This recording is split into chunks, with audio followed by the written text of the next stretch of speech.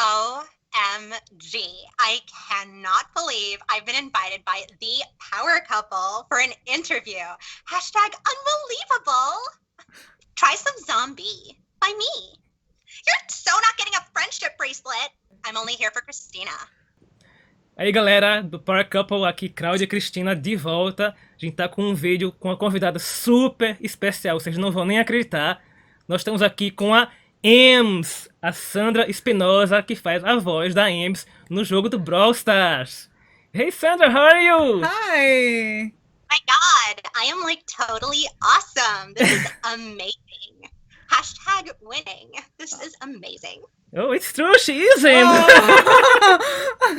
Which characters do you voice? We know about EMZ. Of course. Of course, and Shelly. But you saw some pictures of Jackie. Like your social media. Do you voice Jackie too? Yeah. Oh yes, my God. I actually do voice Jackie. Actually, right here in my booth, one moment. I have a little picture of Jackie. Oh, that's so cool.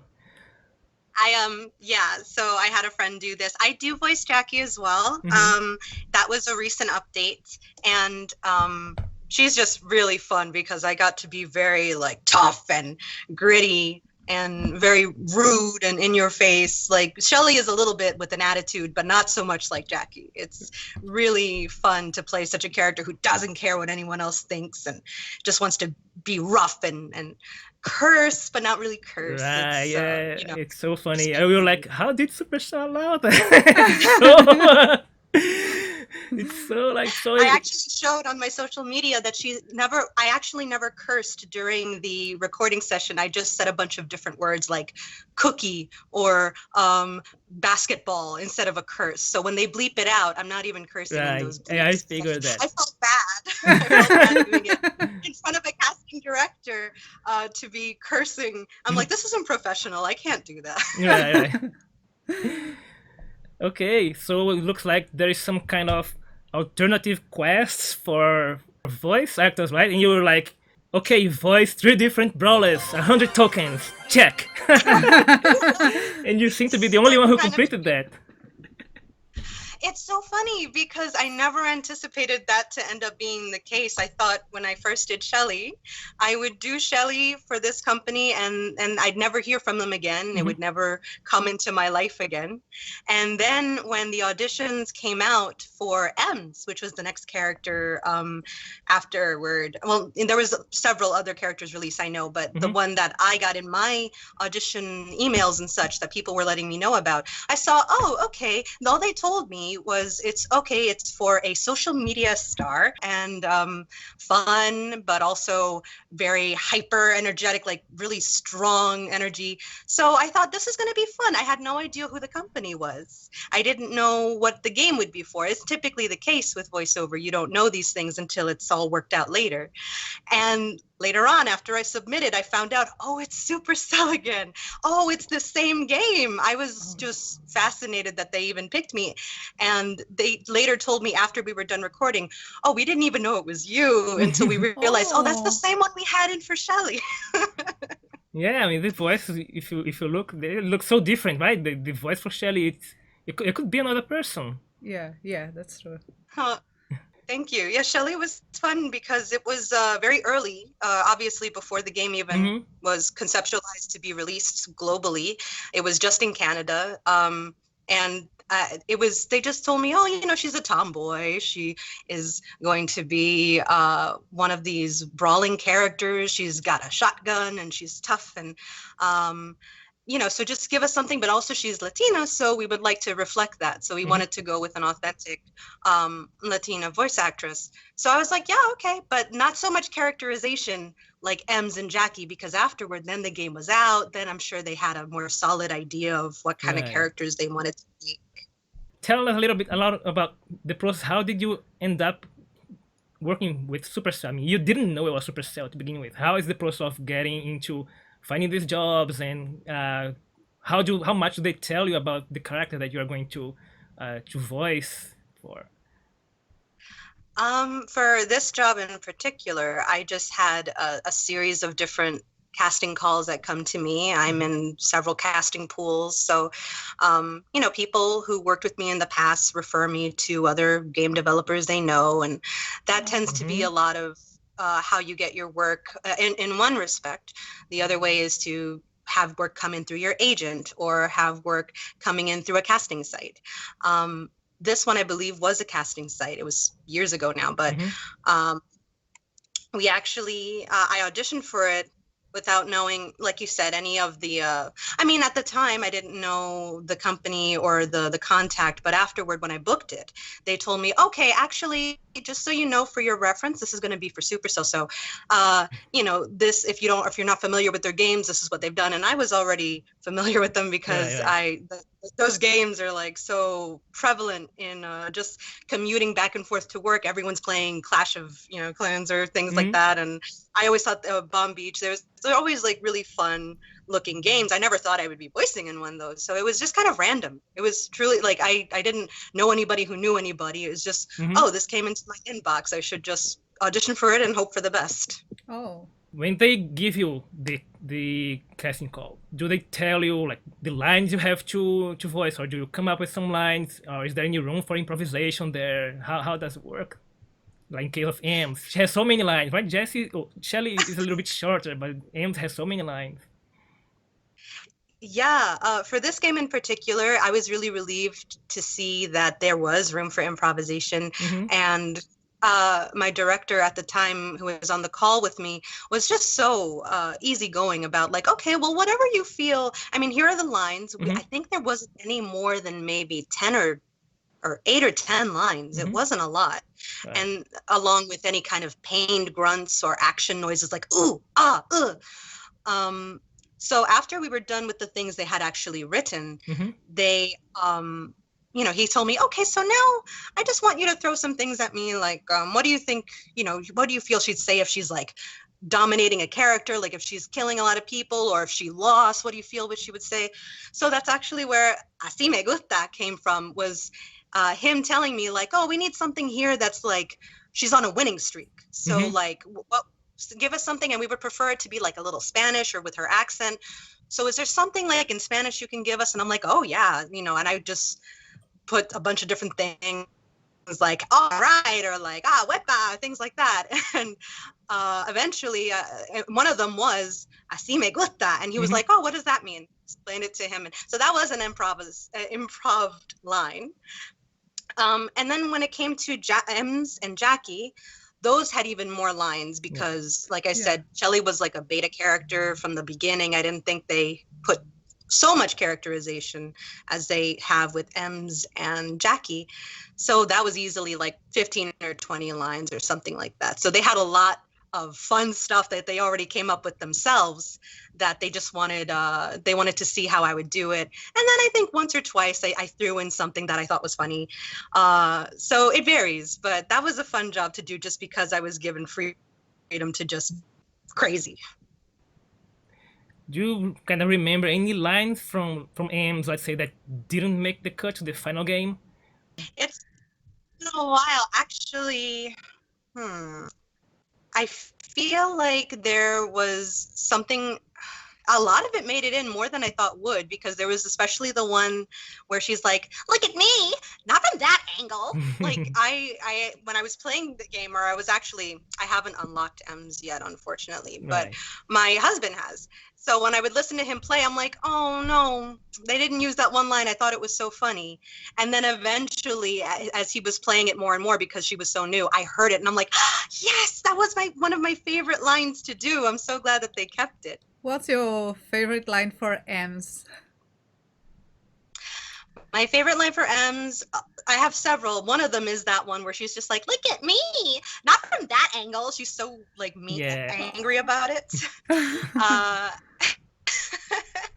I think another of my favorite ones from Ems is probably time to update my blog. She's just so very chill about it. So one that I like a lot is like, if we could like throw voices at the other players, it would be like the one that she says, you're so bad. Oh my god. It's like there will be the number one voice that people would use when playing with randoms, because it's insane sometimes the plays that they make. I'm actually so surprised that Ems is, when they gave me the script, that she's so aware that she's playing a game. Mhm. Like, I don't think anyone else is.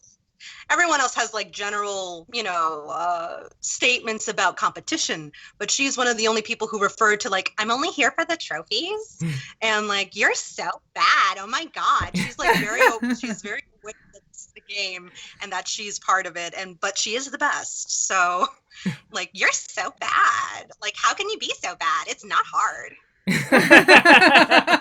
It's not that hard. Do you play any other game? I do play lots of other games. I most of my time spent just with hobbies or whatever are with video games. I play a lot of Overwatch. I play lots of older games like Left 4 Dead and Binding of Isaac. Just anything that I can get my hands on that's different or I have fond memories of because maybe a friend introduced me to them or something. I like to go back and play them. Right now, of course, I'm playing a lot of Animal Crossing just like everybody else because we're in quarantine and it's crazy. But little things, new things, like when Control came out, I try something new every so often. So how did you get in this field? Like, it's not like many children are like dreaming about being voice actors when they grow up, right? How did this all happen? It's interesting because I was one of the children who eventually think, oh wow, cartoons, I'm so in love with this cartoon or that video game. I wonder how it's made. So when I was younger, I was so into cartoons all the time. And eventually I realized, oh, wow, you know what? There are people, adults, working behind the scenes to make this cartoon happen. And I'm really fascinated by the people who are voicing these cartoons because they're still actors, but how do they do it? Is it done like in person? So I would look into it. I would be so excited to learn more. And then I would start watching shows and think, I know that voice, that's so-and-so, or, oh, I know them, that's, fulana or whatever. And then it became such a hobby that I was like, oh, I would love to do it. I would love to do it. So eventually when I was in my senior year, I think high school going into college, I was like, I'm going to do it. Like I'm becoming more of an adult, more independent. I have a part-time job. I'm making income that I don't need right now for rent because I live with my parents. I was very, very young. I thought, let me take this money I'm earning for savings and what have you, and just pay for classes and go learn how to act, learn what the technique is in voiceover. So I took workshops. I took a commercial voiceover workshop, which is, the styles of voiceover for things like animation versus things like commercial are very, very different styles and different mannerisms and different things you have to master. So my exposure was first to reading for commercial things like try the Dunkin' Donuts new latte available in March, things like that. And slowly but surely I made my transition to more video game contacts. Somebody contacted me about like, oh, I saw these videos you were posting on YouTube of you just having fun and impersonating this character. I know somebody who's making a video game and they need a voiceover talent. Would you be interested? I can send you their information. So it slowly started. If you work at it long enough and you stay dedicated and you look for different venues, you look for different opportunities, it could lead to other things. Yeah. When I was a kid, I mean, you don't realize at first that there's people when you're very young, right? That voicing it. And I saw a documentary show like showing someone that was voicing Donald Duck, I think. I don't remember. And I was like, wait, it's people doing that? I realized that, oh my god, they are cartoons, they're drawings, they cannot speak for themselves. Of course it's people. It was so funny. I had the same revelation. That's exactly what I went through. I was like, oh, duh, it's people. That's so cool.